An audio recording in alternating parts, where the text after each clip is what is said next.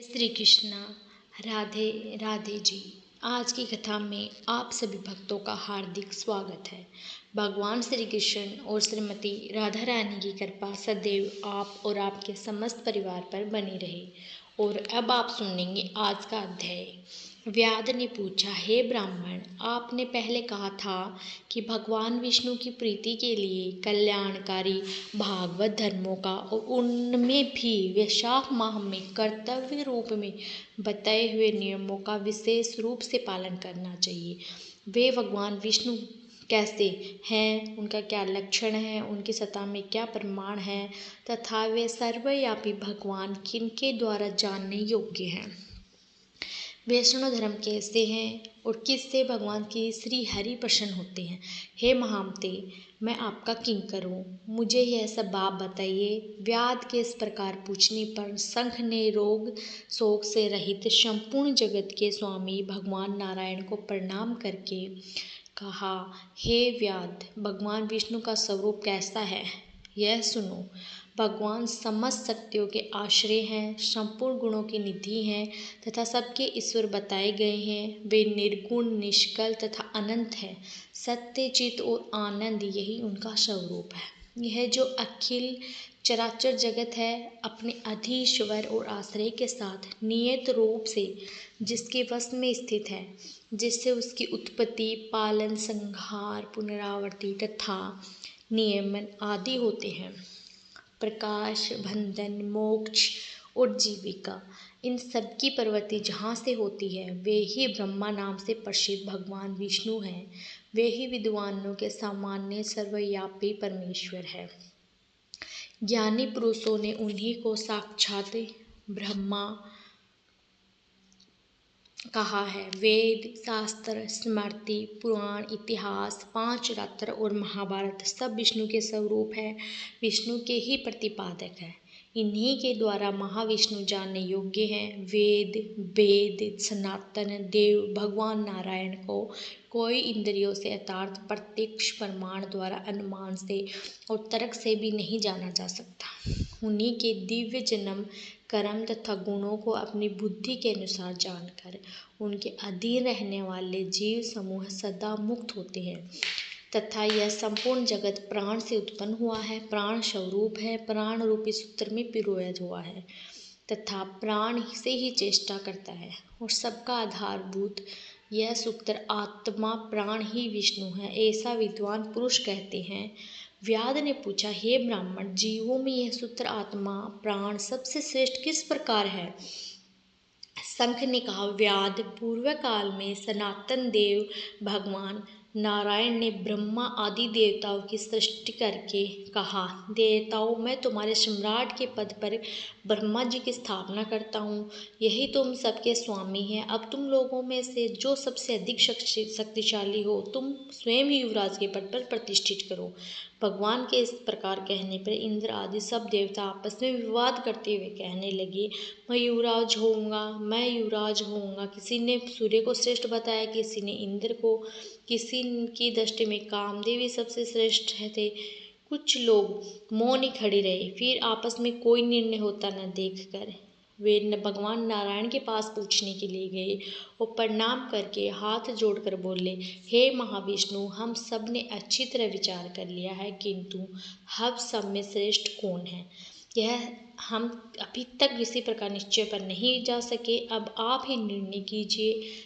तब भगवान विष्णु ने हंसते हुए कहा, इस विराट ब्रह्मांड रूपी शरीर में जिसके निकल जाने पर वह गिर जाएगा, जिसके प्रवेश करने पर वह पुनः उठकर खड़ा हो जाएगा, वही देवता सबसे श्रेष्ठ है। भगवान के ऐसा कहने पर सब देवता ने कहा, अच्छा ऐसा ही होगा। तब सबसे पहले देवेश्वर जयंत विराट शरीर के पेट से बाहर निकला। उसके निकलने से उस शरीर को लोग पंगु कहने लगे, परंतु शरीर गिर न सका। यद्यपि वह चल नहीं पाता था, तो भी सुनता, पीता, बोलता, सूंघता और देखता हुआ पर्वत स्थिर रहा। तत्पश्चात गुए देश से दक्ष प्रजापति निकलकर अलग हो गए। तब लोगों ने उसे नपुंसक कहा, किंतु उस समय भी वह शरीर गिर न सका। उसके बाद विराट शरीर के हाथ से सब देवताओं के राजा इंद्र बाहर निकले। उस समय भी शरीर पात नहीं हुआ। विराट पुरुष को सब लोग हस्तहीन अर्थात लूला कहने लगे। इस प्रकार नेत्रों से सूर्य निकलने तक लोगों ने उसे अंधा कहा और काना कहा। उस समय भी शरीर का पालन नहीं हुआ। तदंतर नासिका ने अश्विन कुमार निकले, वहीं पर शची सहित निवास करता है और अपने किए हुए कर्म पर चिंता कर रहा है। बृहस्पति के ऐसे वाक्यों को सुनकर अग्नि आदि सब देवता इंद्र को ढूंढने और प्रार्थना करने के लिए मेरु पर्वत की कंदरा में जा पहुँचे। कंदरा में बैठे हुए इंद्र को देखकर उसके बलवीर्य का प्रकाश करने वाले लोक विख्यात स्त्रोतों से उसे प्रसन्न करने लगे। हे इंद्र, हे सब देवताओं के स्वामी, तुमको नमस्कार। तुम्हारे बिना हमको दैत्य ने बड़ा क्लेश दिया है, जिससे हम स्थान भ्रष्ट होकर दुख के मारे जगह जगह घूम रहे हैं। अतः तुम चलकर शत्रुओं का दमन करो। ऐसी स्तुति सुनकर इंद्र गुफा से बाहर आए, लेकिन लज्जा के मारे नेत्र पृथ्वी की ओर ही झुकाकर देखने लगा। दुख के मारे कंठ भर आया, जिससे मुख से कुछ भी नहीं कह सका। यह दशा देखकर बृहस्पति जी बोले, हे इंद्र, तू शंका क्यों करता है? संपूर्ण जगत कर्माधीन है।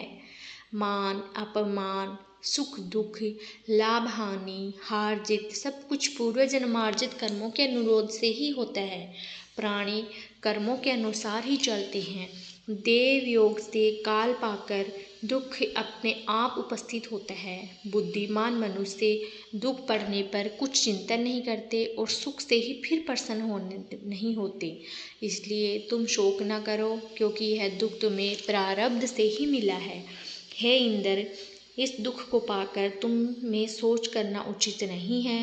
गुरु की बात सुनकर इंद्र ने कहा, हे मानंद, पर स्त्री गमन के दोष से मेरा बल, वीर्य, यश, मंत्र शक्ति, शास्त्र शक्ति, विद्या शक्ति सब नष्ट हो गए। इन सबको खोकर मैं वहाँ गुप्त निवास कर रहा हूँ। इंद्र की बात सुनकर बृहस्पति सही सब आपस में उसको फिर बल देने का विचार करने लगे। तब बृहस्पति जी कहने लगे कि मधुसूदन भगवान के प्रिय वैशाख मास में सभी तिथियाँ बड़ी पुण्य हैं। इसमें भी शुक्ल पक्ष की जो तृतीया है उसे अक्षय तृतीया कहते हैं। तो इस तिथि में श्रद्धापूर्वक स्नान दान आदि करता है। निसंदेह इसके शस्त्र पाप नष्ट हो जाते हैं तथा बल, वीर्य और ऐश्वर्य अत्यंत बढ़ते हैं। अतएव अक्षय तृतीया के दिन बलि के बैरी इंद्र द्वारा स्नान आदि सत्कर्म करने चाहिए, जिससे कि उसका हित साधन हो, जिसके प्रताप से इंद्र में विद्या और मंत्र शास्त्र में पूर्ववर्त शक्ति हो जाएगी। बल, वीर्य और यश भी पूर्ववर्त बढ़ जाएगा। देवताओं समेत बृहस्पति ने ऐसा विचार कर इंद्र से वैशाख के धर्म कराए। अक्षय तृतीया के दिन भक्ति और मुक्ति देने वाले धर्मों में पूर्ववर्त बल और वीर्य आदि बढ़ गए तथा पर स्त्री गमन का दोष भी तत्काल नष्ट हो गया। इस क्रम में इंद्र अपने पाप कर्मों से इस प्रकार छूट गया जैसे ये चंद्रमा राहु से छूटता है, और वह देवताओं के मध्य पूर्ववर्त शोभा को प्राप्त हुआ। इंद्र ने देवताओं के संग लेकर असुरों को जीतकर अक्षय तृतीया के महात्म से सब भेवों से युक्त अमरावतीपुरी में प्रवेश किया। फिर तो इंद्र के आगे शंख, तुरिया आदि बाजे बजने लगे। फिर इंद्र की आज्ञा से सब देवता अपने अपने घर को चले गए और पूर्ववर्त यज्ञ आदि में अपना अपना भाग लेने लगे। पितृ स्वरूप पूर्ववर्त पिंड भाग प्राप्त करने लगे। राक्षसों के हार जाने पर मुनि स्वाध्याय में दुष्ट हुए, तभी से संसार में अक्षय तृतीया प्रख्यात है। यह देवता, ऋषि, पितृज्ञ सबको संतोष देने वाली है, अतः यह सब कर्मों को काटने वाली सबसे पुण्यतम है। यह अक्षय तृतीया मनुष्यों को भक्ति और मुक्ति प्रदान करने वाली है। अक्षय तृतीया की पौराणिक कथा के अनुसार प्राचीन काल में एक धर्मदास नामक वैश्य था। धर्मदास अपने परिवार के साथ एक छोटे से गांव में रहता था। वह बहुत ही गरीब था और हमेशा अपने परिवार के भरण पोषण के लिए चिंतित ही रहता था। उसके परिवार में कई सदस्य थे। धर्मदास बहुत धार्मिक प्रवृत्ति का था। उसका सदाचार तथा देव एवं ब्राह्मणों के प्रति उसकी श्रद्धा अत्यधिक प्रसिद्ध थी। अक्षय तृतीया व्रत के महत्व को सुनने के पश्चात उसने अक्षय तृतीया पर्व के आने पर सुबह जल्दी उठकर गंगा में स्नान करके विधि पूर्वक देवी देवताओं की पूजा की। व्रत के दिन सामर्थ्य के अनुसार जल से भरे घड़े, पंखे, जौ, सत्तू, चावल, नमक, गेहूँ, गुड़, घी, दही, सोना तथा वस्त्र आदि वस्तुएं भगवान के चरणों में रखकर ब्राह्मणों को अर्पित की। यह सब दान देखकर धर्मदास के परिवार वाले तथा उसकी पत्नी ने उसे रोकने की बड़ी कोशिश की। उन्होंने कहा कि अगर धर्मदास इतना सब कुछ दान में दे देगा तो उसके परिवार का पालन पोषण कैसे होगा। फिर भी धर्मदास अपने दान और पुण्य कर्म से विचलित नहीं हुआ और उसने ब्राह्मणों को कई प्रकार का दान दिया। उसके जीवन में जब भी अक्षय तृतीया का पावन पर्व आया, प्रत्येक बार धर्मदास ने विधि से इस दिन पूजा एवं दान आदि कर्म किया। अनेक रोगों से ग्रस्त तथा वृद्ध होने के उपरांत भी उसने उपवास करके धर्म कर्म और दान पुण्य किया। फिर यही वैश्य दूसरी यानी कि अगले जन्म में कुशावती के राजा हुए। मान्यता है कि अक्षय तृतीया के दिन किए गए दान पुण्य और पूजन के कारण वह अपने अगले जन्म में भी बहुत धनी एवं प्रतापी राजा बना। वह इतना धनी और प्रतापी राजा था कि त्रिदेव तथा तक उसके दरबार में अक्षय तृतीया के दिन ब्राह्मण का वेश करके धारण करके उसके महाराज में शामिल होते थे, महायज्ञ में शामिल होते थे। अपनी श्रद्धा और भक्ति का उसे कभी घमंड नहीं हुआ। वह प्रतापी राजा महान एवं विवेकशाली होने के बावजूद भी धर्म मार्ग से कभी विचलित नहीं हुआ। माना जाता है कि यही राजा आगे के जन्मों में भारत के प्रसिद्ध सम्राट चंद्रगुप्त के रूप में पैदा हुए थे। जैसे भगवान ने धर्मदास पर अपनी कृपा की, वैसे ही जो व्यक्ति इस अक्षय तृतीया की कथा का महत्व सुनता है और विधि विधान से पूजा एवं दान आदि करता है, उसे अक्षय पुण्य एवं यश की प्राप्ति होती है। अक्षय तृतीया में पूजा पाठ और हवन इत्यादि भी अत्यधिक सुखद परिणाम देते हैं। यदि सच्चे मन से प्रभु से अनजाने अनजाने में किए गए अपराधों की क्षमा की याचना की जाए तो प्रभु अपने भक्तों को क्षमा कर देते हैं और उन्हें सत्य, धर्म और न्याय की राह में चलने की शक्ति प्रदान करते हैं। अक्षय तृतीया सर्वाधिक शुभ मुहूर्तों में से एक है। इस दिन भक्त जन भगवान विष्णु की आराधना में लीन होते हैं। स्त्रियां अपने और परिवार की समृद्धि के लिए व्रत रखती हैं। ब्रह्म मुहूर्त में गंगा स्नान करके भी विष्णु जी और माँ लक्ष्मी की प्रतिमा पर अखंडित चावल अर्थात अक्षय चढ़ाना चाहिए। फिर शांत चित्त से उनकी श्वेत कमल के पुष्प या फिर श्वेत गुलाब, धूप, अगरबत्ती, चंदन इत्यादि से पूजा अर्चना करनी चाहिए। नैवेद्य के रूप में जौ, गेहूँ या सत्तू, ककड़ी, चने की दाल आदि का चढ़ावा करें। इस दिन ब्राह्मणों को भोजन करवाएं और उनका आशीर्वाद भी प्राप्त करें। साथ ही फल, फूल, बर्तन, वस्त्र, घो, भूमि, जल से भरे हुए घड़े, कुल्हड़, पंखे, खड़ाऊ, चावल, नमक, घी, खरबूजा, चीनी, साग, इन सभी चीज़ों का दान करना पुण्यकारी माना जाता है। अक्षय तृतीया पर तीर्थों में स्नान करने की परंपरा है। ग्रंथों में कहा गया है कि अक्षय तृतीया पर किया गया तीर्थ स्नान जाने अनजाने में हुए समस्त पापों को खत्म कर देता है।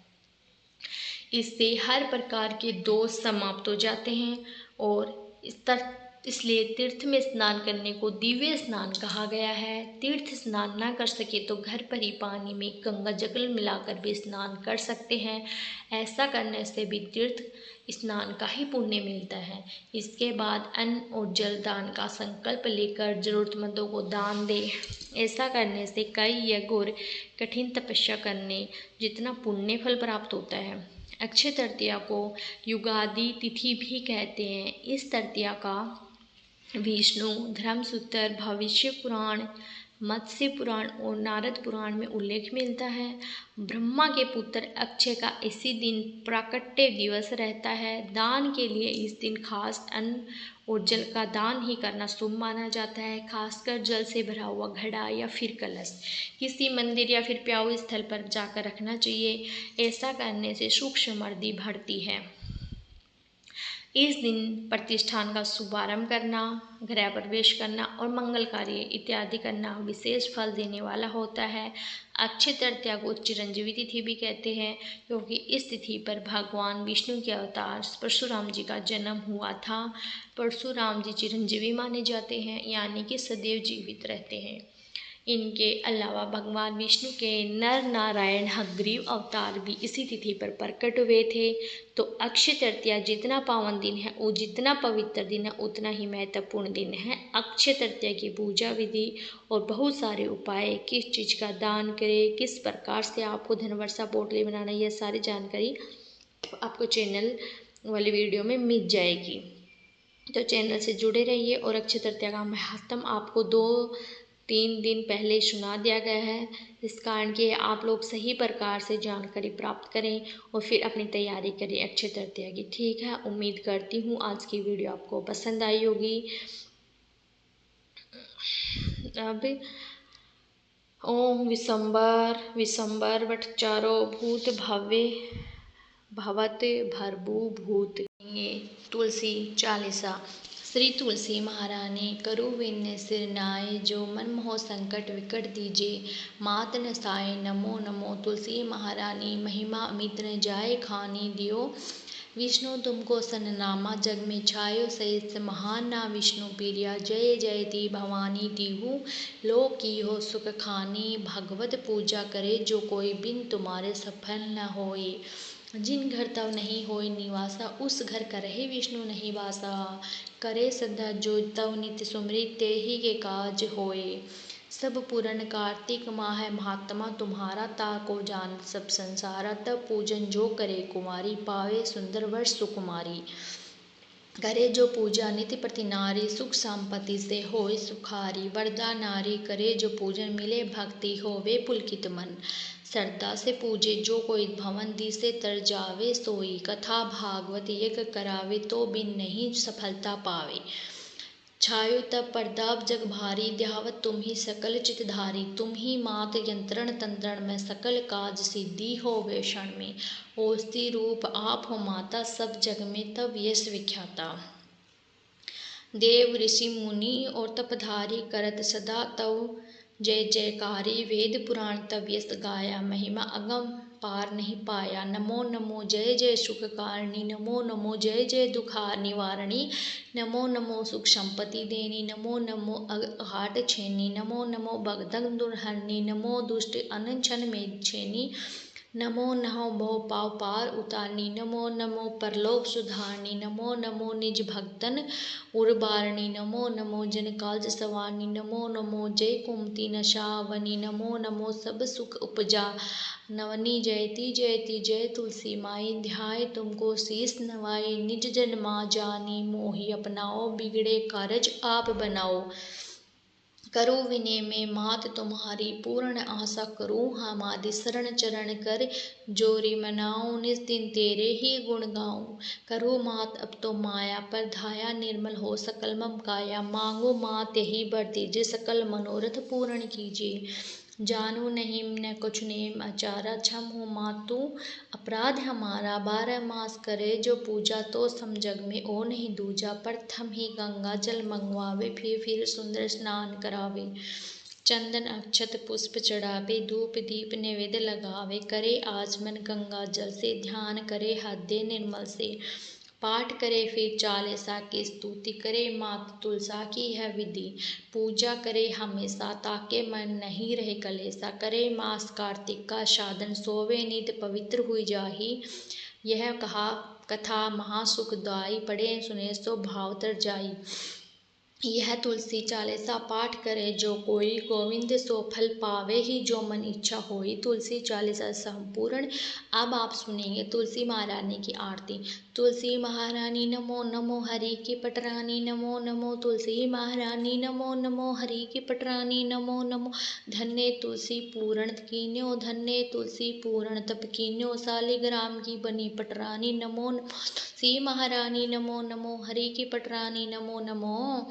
जाके पत्तर मंजरी कोमल, जाके पत्तर मंजरी कोमल, श्रीपति कमल चरण लपटा नहीं। नमो नमो नमो हरि की पटरानी, नमो नमो तुलसी महारानी, नमो नमो धूप दीप नैवेद्य आरती, धूप दीप नैवेद्य आरती, पुष्पन की वर्षा बरसानी। नमो नमो हरि की पटरानी, नमो नमो तुलसी महारानी, नमो नमो। 6 भोग 26 व्यंजन, 6 भोग 36 व्यंजन, बिल तुलसी हरि एक नमामि। नमो नमो तुलसी महारानी, नमो नमो हरि की पटरानी, नमो नमो। सभी सखी मैया तेरो यश गावे, सभी सखी मैया तेरो यश गावे, भक्ति दान दी जय महारानी। नमो नमो तुलसी महारानी, नमो नमो हरि की पटरानी, नमो नमो। नमो तुलसी महारानी, नमो नमो तुलसी महारानी, तुलसी महारानी, नमो नमो हरि की पटरानी, नमो नमो तुलसी महारानी, नमो नमो हरि की पटरानी, नमो नमो। प्रेम से बोले तुलसी मैया की जय। दोस्तों उम्मीद करती हूँ आज की वीडियो आपको ज़रूर पसंद आई होगी। वीडियो पसंद आए तो वीडियो को लाइक ज़रूर कीजिए और अगर संभव हो तो वीडियो को शेयर कीजिए। चैनल पर पहली बार आए हैं तो आपने चैनल को सब्सक्राइब नहीं किया तो आज की वीडियो अगर आपको अच्छी लगी हो तो आप चैनल सब्सक्राइब करें, बेल आइकन को ज़रूर प्रेस करें। इससे होगा चैनल पर जो भी नई वीडियो अपलोड होगी उसका नोटिफिकेशन आपको सही समय पर प्राप्त होगा। मिलती हूँ आपसे अगली वीडियो में, तब तक के लिए राधे राधे, जय श्री कृष्ण।